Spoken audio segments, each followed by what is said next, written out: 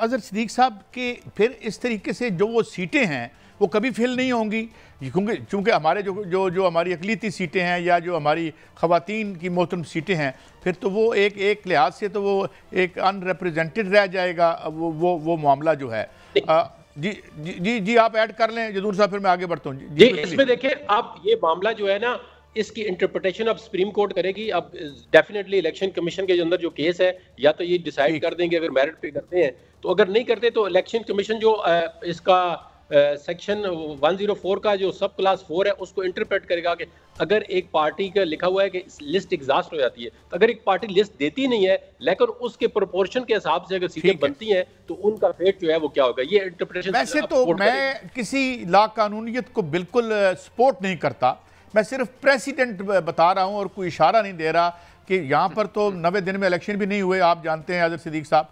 तो अब कोई बेटर सेंस प्रिवेल करनी चाहिए या क्या होना चाहिए? चलना तो हमें कानून पे चाहिए, अगर हम माजी में नहीं चले तो वो गलत था। जी सिद्दीक साहब। अच्छा मैं एक अर्ज करूं बात। देखिए काजी साहब, जब आप बैठे हो ना नेशनल चैनल पे, तो किसी पार्टी के मौक़िफ़ की नहीं है। आपने दो हजरात मेरे सामने बिठा दिए जिनका नून लीग के साथ मौक़िफ़ है, वो ठीक है, कानूनी पोजीशन, वो भी कानूनी बता रहे हैं, आप भी कानूनी बताएं। अजहर सिद्दीक साहब यार कैसी जगह बात करते हैं। चले मैं बात कर लूं ना, अब आपने बात कर ली है ना, आपने बात कर ली है ना, मैं बात कर लेता हूं। मेरी रिक्वेस्ट है, मैं जवाब देता हूं, उसके बाद आ जाइएगा। जवाब सुन ले, मैं आपसे फिर बाद में जवाब लूंगा। अब जरा सुनिएगा वजह क्या है। अब किसी को देखिए ना, आईने पाकिस्तान 1973 जो है ना, आर्टिकल 51 बड़ा क्लियर है। उसमें लिखा हुआ है कि सीटें आपको प्रोपोर्शनेट के मुताबिक मिलनी हैं जो आपने इलेक्शन जीते हैं। पाकिस्तान तहरीक इंसाफ के साथ पहले दिन से इलेक्शन कमीशन बायस है। मैं 2022 में ज़िमनी इलेक्शन में ले जाता हूं पंजाब में, हमारी लोगों ने जो लिस्टें थी वो इस्तीफे दे दिए, उन्होंने वो छोड़ के चली गई। अब यार या वो अपना डिफेक्शन कर गई, तो नई सीटों पे उस वक्त भी नहीं दी थी इलेक्शन कमीशन ने। हम कोर्ट में गए थे, जब जाके ज़ैनब उमैर का केस मैंने लड़ा था, तो वो जाके सीटें मिली थी।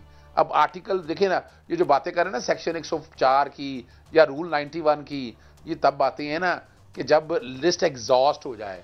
यहाँ बड़ी सीरियस सी बात है।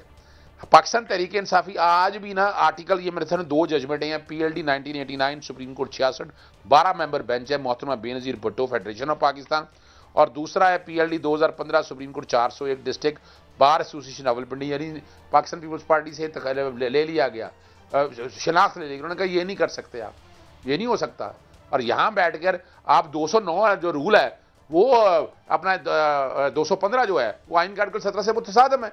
भाई आर्टिकल 17 कहता है कि पार्टी को बैन करना है तो मुल्क की सालमियत के खिलाफ, आपने तो पार्टी को बैन कर दी है। इलेक्शन कमीशन तो इस हद तक चलेगी, ये मुल्क दुश्मनी तो और क्या है। और इसमें सियासी जमातें क्या कह रही हैं, देखिए ये हमारा राइट है, ये सीटें हमारी है, किसी और को नहीं। अच्छा वो क्या लेने लगे हैं, जैसे कि मुफ्त की रोटियां बांट रही हैं, वो नून लीग लेने चली गई, पीपल्स पार्टी लेने चलेगी, MQM लेने चलेगी। और आप कौन है भाई? यानी ये सियासी जमातों का ये जमहूरी रवैया देखें। इन्हें चाहिए कि जमहूरियत को तकवीयत दें और आके खड़े होकर, नहीं भाई ये सीटें जो है पाकिस्तान तहरीक इंसाफ की है, वो लोग हैं जेज का सामान दे के लड़ भी लिया, हमने फसाइयत के दौर में क्या हाल कर लिया। और अब बड़ी बड़ी सिंपल सी बात है, ये हमारा राइट है, आईनी राइट है। आर्टिकल 51 बड़ा क्लियर है, 104 को जगह देनी होगी, रूल 91 को जगह देनी होगी।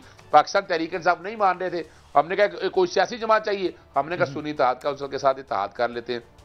ये सीटें एक्चुअली तो सुन्नी इत्तेहाद काउंसिल से ज्यादा पाकिस्तान तहरीक इंसाफ की है, लेकिन चूंकि कानून इजाजत बात देता है कि आप पार्टीज के साथ बैठकर ये सारे को कर लें। और यानी अगर फर्ज करें टेक्निकलिटी मैंने ये नहीं काम किया तो मेरे से सीटें नहीं लिया, डिस्क्वालिफिकेशन लगा इशू है। वो आर्टिकल 62 और 63 कहता है। तो इसका मतलब ये नहीं है कि आप जो डिस्क्वालिफिकेशन और आइन से आप जो डिसएसोसिएट करना चाहते हैं कि 62 साहब ने हमारी सीटें कोई ना मिले, वो पॉसिबल नहीं है। ये आइन की इंटरप्रिटेशन बिल्कुल गलत है और इलेक्शन कमीशन चौके बायस है। और वो बड़ी जबरदस्त बात एक हसन पाशा साहब ने कह दी है, आर्टिकल 106 को सामने रखते हुए मखसूस नशिस्तों के हवाले से कुछ ये था कि अगर आप 5% नहीं लड़ते, वो तो उस कॉन्टेक्स्ट में बात की है। और इलेक्शन कमीशन यानी कागज ढूंढ के ले आया और भाई technicalities are not hurdle in dispensation of justice. सीख लें, चीफ जस्टिस पीएन भागवती ने, इंडियन सुप्रीम कोर्ट के चीफ जस्टिस ने कहा था, हम फिर वही तकनीकी में, यानी ये जमहूरी बातों का रवैया है। हमें सोचना है इस मुल्क को आगे कैसे लेके चलना है, और मुल्क आगे तभी जाएगा जब आईना पाकिस्तान की पासदारी करेंगे आप। बिल्कुल ठीक। अच्छा पाशा साहब, मैं एक और इशू की तरफ आता हूं जो ये भी वजह निज़ाम बना हुआ है। सदर साहब ने समरी वापस कर दी, उन्होंने कहा जी ये कंप्लीट नहीं है। इधर जो हमारे साबिक तो नहीं, हालिया स्पीकर, अभी तक जब तक नए स्पीकर का जो है वो इलेक्शन नहीं होता, तो आप क्या समझते हैं कि सदर साहब का ये कहना दुरुस्त है कि जी पहले असम्बली को मुकम्मल करें, या आपकी क्या राय है हसन रजा पाशा साहब?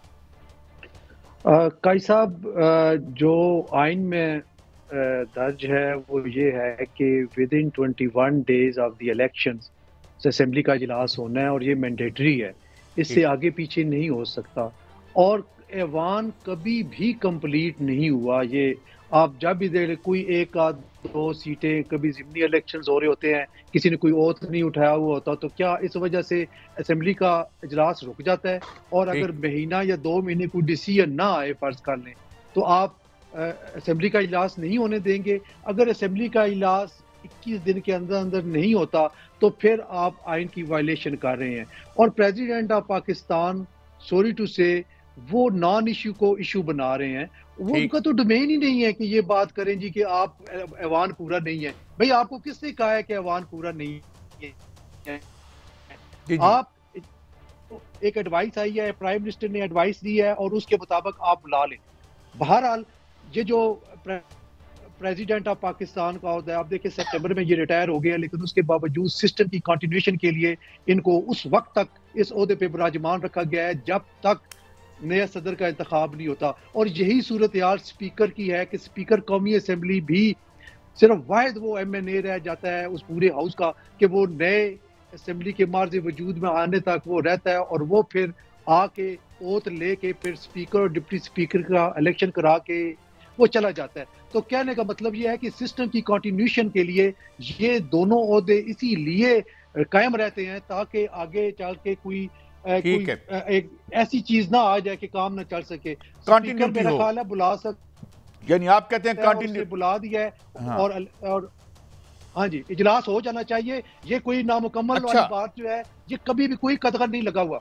लेकिन ये जो एक्सट्रीम बातें जदून साहब हो रही हैं कि जी आर्टिकल 6 लगा दे सदर साहब पे, और जो इन्होंने कहा कि जनाब असेंबली तो कभी भी कंप्लीट नहीं होती, इस पे आपकी कानूनी राय क्या है? फिर मैं अभी अपना अदर सिद्दीक साहब की तरफ जाता हूँ। जनाब नहीं, बिल्कुल देखें, जहाँ तक बिल्कुल उन्होंने कहा है ये इनका कि हाउस कंप्लीट नहीं होता। मिसाल के तौर पर 20 बंदे PTI कहते हैं जी हम हलफ नहीं लेते, हम नहीं हाउस में जाते, तो फिर क्या होगा? फिर 5 साल के लिए खत्म हो जाएगा, असेंबली का नहीं बुलाएंगे।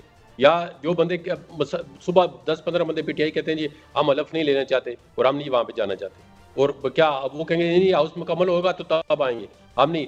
देखें ना, अब ये इसका पता नहीं है कि ये आगे मसला जो है सुप्रीम कोर्ट में जाता है, वहाँ पे लेट से 2 महीने लग जाते हैं इस पे, या 1.5 महीने लगता है, तो उस वक्त तक कोरम जो है या हाउस का कंप्लीट होना जो है ना, देखिए कोरम अब किसी जगह पे सिलेक्शन नहीं होता, 2 जगह पे 4 जगह पे, या इस तरह का जो इशू बन गया है, तो इसमें ये नहीं कि आप आर्टिकल 91(2) को जो है इग्नोर करके फिर गवर्नमेंट का निज़ाम किस तरह चलेगा? केयरटेकर गवर्नमेंट जो है वो उसके पास तो मैंडेट पहले ही नहीं था, तो अभी तो बिल्कुल जो है वो खत्म है, जब इलेक्शन हो चुके हैं।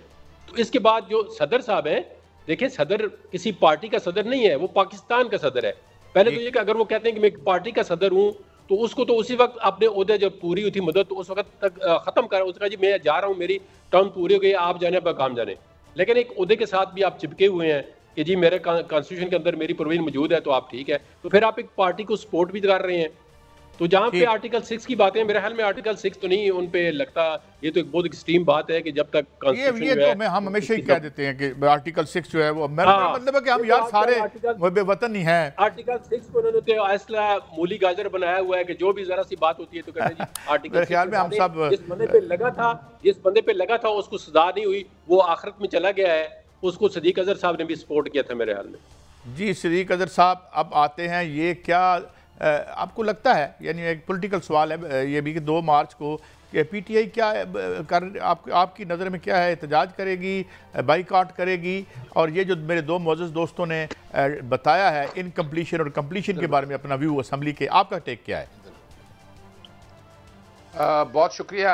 हम सब ने आर्टिकल 52 पढ़ा नहीं है शायद, आर्टिकल 52 कहता है ड्यूरेशन ऑफ नेशनल असेंबली, पहले जब इजलास होगा, पहला इजलास, उससे 5 साल पूरी करेगी। तो ये इसीलिए दिया है। और सदर पाकिस्तान एक आईनी ओहदा है भाई, आपने यानी यहां किसी के एमएनए ने हलफ लेने से या इस तरह नहीं है, ये इलेक्शन कमीशन अपनी कॉन्स्टिट्यूशनल ड्यूटी नहीं पूरी कर रहा। उसने 21 दिनों के अंदर अंदर रिजल्ट सारे अनाउंस करने हैं और रिजर्व सीटें रोक कर बैठा है। तो क्या सदर माउफ वो बैठा रहेगा, अलूफ बैठा रहेगा, खामोश बैठा रहेगा? सदर पाकिस्तान ने तो अभी आइन ने को कॉन्स्टिट्यूशनल पोस्ट दी है और सदर ये गवर्नर नहीं है। हम ये बातें यार गवर्नर यहां क्या क्या कुछ कर रहे हैं, वहां हम सब खामोश हैं, वहां नहीं नजर आ रहा कि गवर्नर का रोल क्या है। फिर अगली बात बता दूं आपको, हमने शायद पढ़ा ही नहीं, आर्टिकल 248 है, सदर को इम्यूनिटी ऐसे दे दी है कि सदर के खिलाफ है कि सदर ने बड़ी सोच समझ से कहा है। उन्होंने आर्टिकल 52 भी पढ़ा है और आर्टिकल 51 भी पढ़ा है। आर्टिकल 51 जब तक आप रिजर्व सीटें नहीं देते हैं तब तक असेंबली का इजलास हो ही नहीं सकता। और उसकी वजह क्या है कि 52 सप्लीमेंट कर रहा है इस बात को। इससे आगे चलते हैं बात को। और फर्ज करें नहीं हुआ, 90 दिन भूल गए हम क्या? हम भूल गए हैं जब हमने 90 दिन पहले असेंबलियां तहलील की और हमने कहा इजलास कराया जाए, इन्होंने कहा इकट्ठा होगा, वो इकट्ठा भी कहीं नहीं लिखा।